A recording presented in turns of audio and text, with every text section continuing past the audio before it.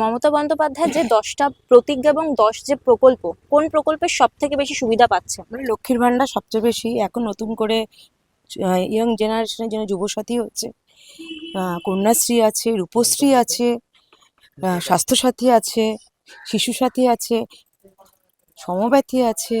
আচ্ছা, আপনারা সুবিধা পাচ্ছেন হ্যাঁ, এসব লক্ষ্মীর কিছু? ভান্ডার পাচ্ছি আমি। লক্ষ্মীর ভান্ডার যে আরো 200 টাকা বা 500 টাকা পর্যন্ত বাড়িয়ে দেওয়া এতে আমরা হয়েছে। খুব আনন্দিত। আমরা হাউস ওয়াইফ, আমাদের টাকাটা পেলে আমাদের একটু হাত খরচাও হয়ে যায়, কারো কাছে যেতে হয় না, মোবাইলে পয়সাটাও নিজে ভরতে পারি। সুবিধা আছে অনেক আমাদের। আচ্ছা, যুবসাথীর জন্য বাড়িতে যারা ছেলেমেয়ে রয়েছে, যারা হ্যাঁ, ছেলেমেয়ে পড়াশোনা। তারা তো করেছেই, এমনিও পাড়ায় যারা আছে অনেকেই যারা পেয়েছেন তারা আমাদেরকে জানিয়েছে যে আমরা পেয়েছি, তারা খুব উপকৃত পেয়ে। বলছে আমাদের ফর্ম ফিল আপ আছে, হুম। তারপরে বাস ভাড়া আছে, সেটা আমাদের হয়ে যাবে এটা দিয়ে। তো উপকৃত তারা। আচ্ছা, স্বাস্থ্যসাথীর যে পরিষেবা সেটা আপনারা পাচ্ছেন? হ্যাঁ হ্যাঁ, পেয়ে আমাদের এই এলাকায় অনেকেই পেয়েছে। ওনার প্রায় 3.5 লাখ টাকা 4 লাখ টাকার অপারেশন করিয়ে বাকি টাকাটা তারা বছরের মধ্যে খরচা করতে পারবে। এরকম অনেক আছে আমাদের এলাকায়, প্রচুর লোক আছে যারা স্বাস্থ্যসাথীর সুবিধা পেয়েছে।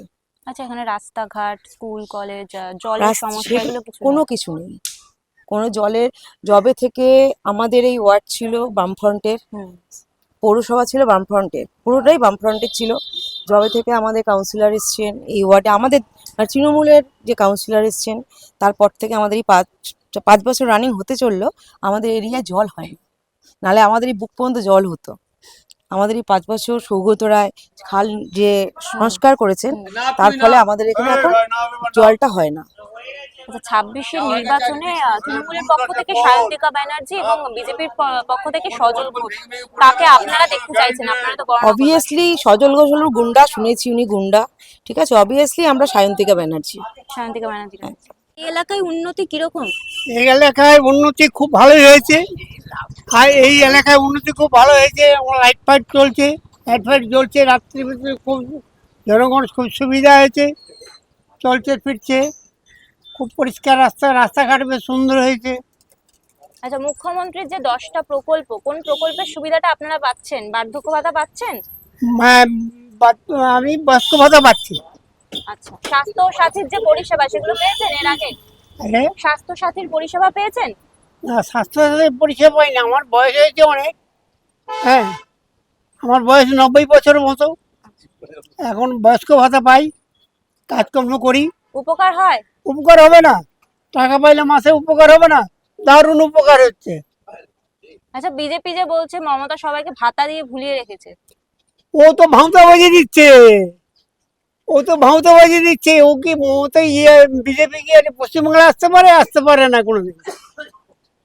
পশ্চিমবাংলায় যা উন্নয়ন করেছে, মমতা যা উন্নয়ন করেছে, এরকম উন্নয়ন কোথাও কেউ করবে না আপাতত এই পশ্চিমবাংলায়।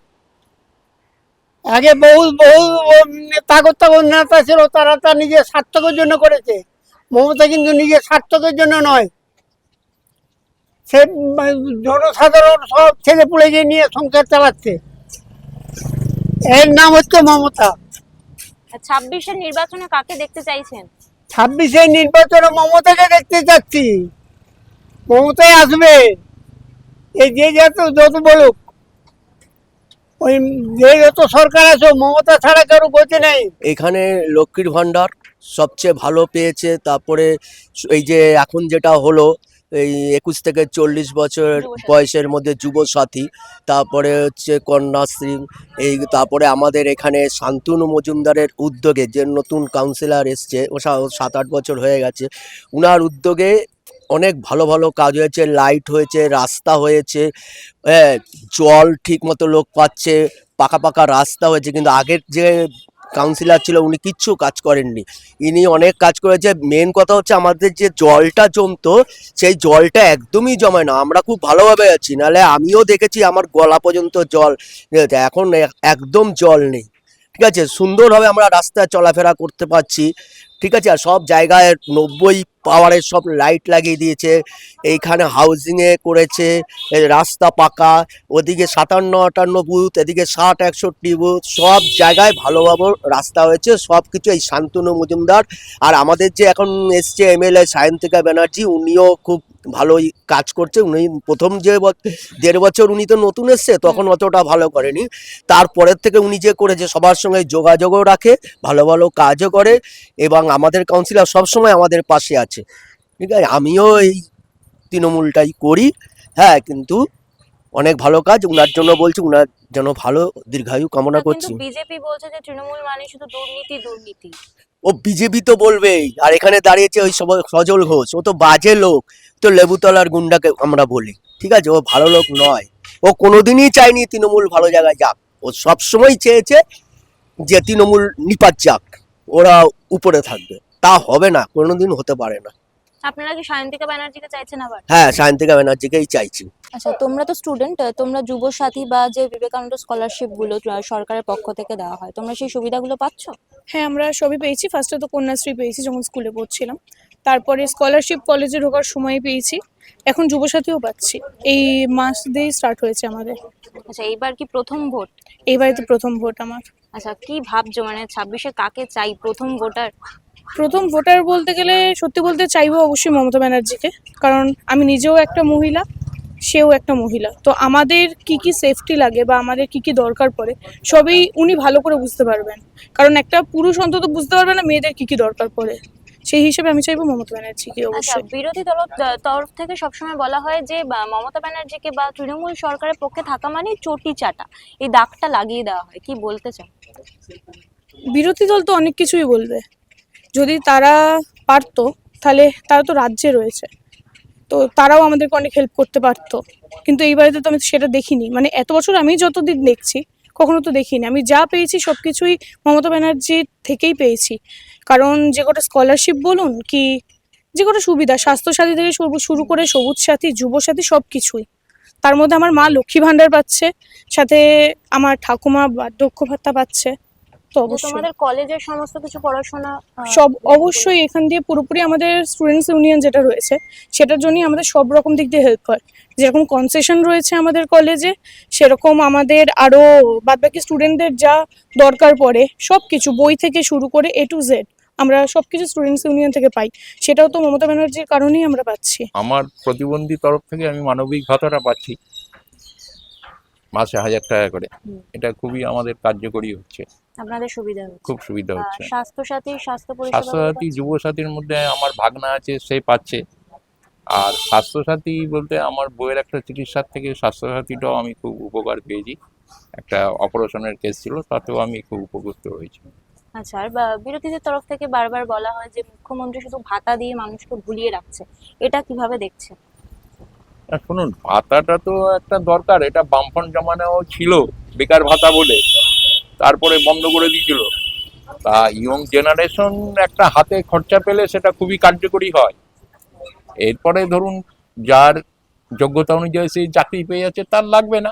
যতদিন সে চাকরি না পায় সেই ভাতাটা নিয়ে সে তার হাত খরচাটা চালাতে পারে, এটা তো খুবই উপকার। আচ্ছা, তাছাড়া রাস্তাঘাট থেকে স্কুল হ্যাঁ, কলেজ সেটা খুবই খুবই খুবই উন্নত হচ্ছে।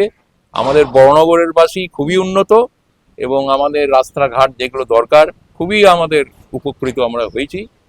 জল জমা থেকে শুরু করে এগুলো বন্ধ হয়েছে।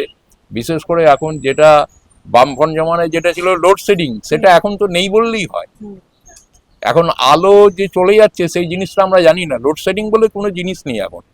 আর রাস্তাঘাটের কোনো তুলনাই হয় না, এখন খুব ভালো হচ্ছে। আমাদের বড়নগরবাসী খুব উপকৃত।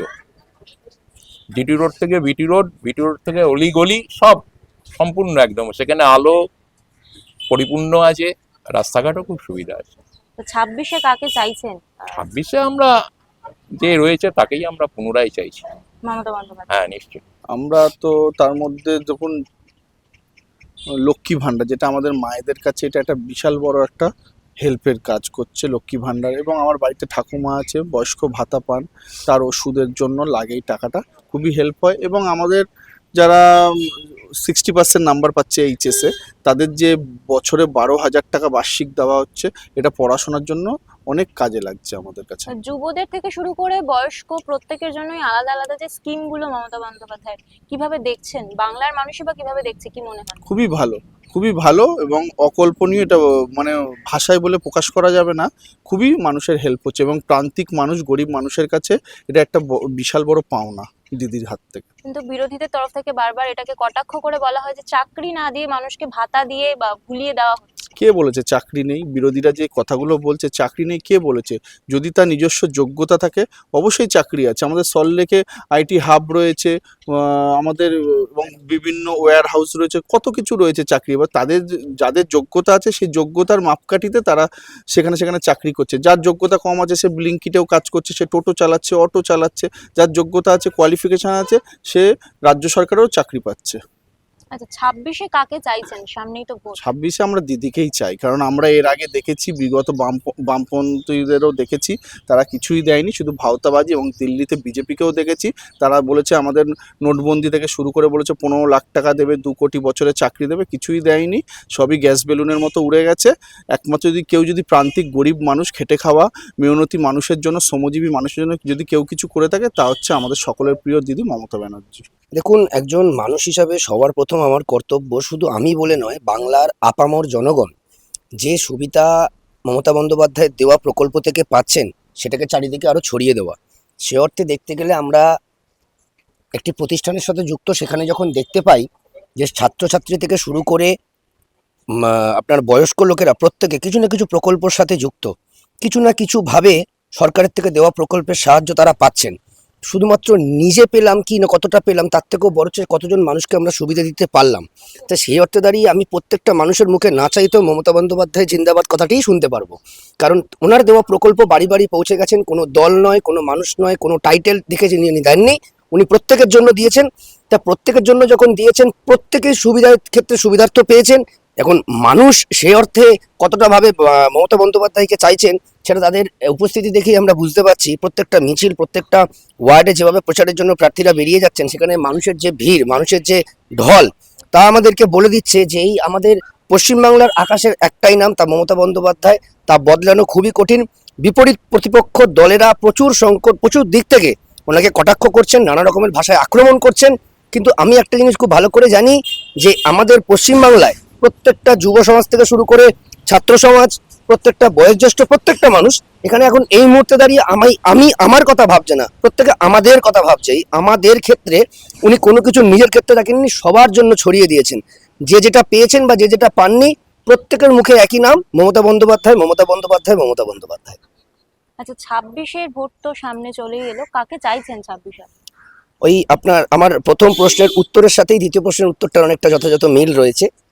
সুবিধা যে অনুযায়ী মানুষ পেয়েছে, তা মানুষ ওই যে বললাম আপনাকে, না চাইতো মমতা বন্দ্যোপাধ্যায়ের নাম এই জন্য তারা নিচ্ছেন। বিপরীত প্রতিপক্ষ কটাক্ষ যারা করছেন তারাও নাম এই জন্যই নিচ্ছেন, কারণ প্রচুর সংখ্যক সুবিধা উনি মানুষের জন্য ছড়িয়ে দিয়েছেন। বিপরীতে যারা দাঁড়িয়ে রয়েছেন কটাক্ষ করছেন, তারা জানেন তারা কোনোভাবে মমতা বন্দ্যোপাধ্যায়ের নামটা বুঝতে পারছেন না মানুষের মুখ থেকে। তো সেই অর্থে দাঁড়িয়ে আমি এবং আপামর বাংলার জনগণ সবাই দেখতে পাচ্ছে পুরনো বলে কিছু নেই, পুনরায় পুনরায় পুনরায় মমতা বন্দ্যোপাধ্যায় সরকার গড়বে।